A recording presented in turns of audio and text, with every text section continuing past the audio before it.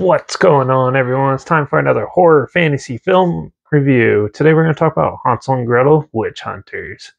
It was released January 25th, 2013. It was directed by Tommy Cola, who did Violent Night, Dead Snow 2, Red vs. Dead, What Happened to Monday, and The Trip. Hansel and Gretel, Witch Hunters is a fantasy action film, and it's about Hansel and Gretel. They starts off like the normal Hansel and Gretel story, and then but they survive the witch, and then they grow up to being these bounty hunters to fight against witches. So they are always defending like towns and stuff from witches, and as they go about their journey to hunt down witches stuff, they run into these really strong superior witches who are stealing kids, like 12 kids, 6 boys and 6 girls for some ritual that they come across, and they have to try to stop them. But doing that, they come across a troll that is helping them like get the kids and everything like that, and and other upset townspeople who are upset at what's happening. So as they go and start trying to take them down, they actually end up getting more than they bargained for, as it ends up being a huge witch party, I guess you could say, and they have to go and take out all the witches at once. Overall, this film was action-packed. It actually had a lot more action than I was expecting, and it was a lot of fun. I gotta say, I never really watched this all the way through before, so Jeremy Renner plays Hansel. He's the guy who plays Hawkeye.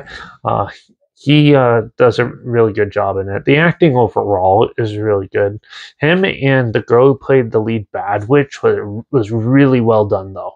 And I was really impressed with that. And same with all the makeup effects and all the special effects and practical effects that they used. All looked really well. Most of the CG sort of like works still with what they had to do. It was like mainly practical, but CG when needed.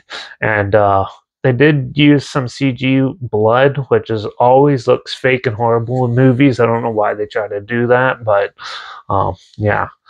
Overall, though, the action and everything was well choreographed, and it was pretty well shot for what it was. It was an entertaining movie, but it was a pretty standard story, and there's a lot of filler characters that didn't need to be in there, and a lot of them characters were hard to get behind or root against, because they just weren't very well developed, I thought. It does have a good dark brooding atmosphere to it, though, and it makes it fun. It's like a cross. It's like watching the Never-Ending Story, but with witches and stuff in it instead. And that makes it a little more amusing, but I kind of wish, but there's definitely also a lot of shots stolen from Star Wars in this. I noticed, overall I thought they did the best they could with what they had, and some of the sets look fantastic as well. And overall, I like the aesthetic and the look of the film and everything. I just thought the story and characters needed some more work, but overall, I thought it was better than it was better than I was expecting, and I thought some of the acting was actually better than I was expecting. So overall, I thought it was decent. So I'm going to give it a 3 out of 5. It was amusing and stuff. Too bad it's not a franchise or anything, because this will fit well with the Brothers Grimm or something like that. And if you want to check it out, I'll link the trailer down below so you can see what I'm talking about down there. Also, link down below is my Instagram. I'll try to post clips, films, and review in the future on my stories. You have the film time hashtag, the subject on the film, and a hashtag, so you're aware of it. Also, my Letterbox is down below at Dairy P Reviews. That's where I post my first star rating right after watching the film. And my Letterbox is down below at Dairy P Reviews_Derek. So follow me on those platforms, stay up this channel.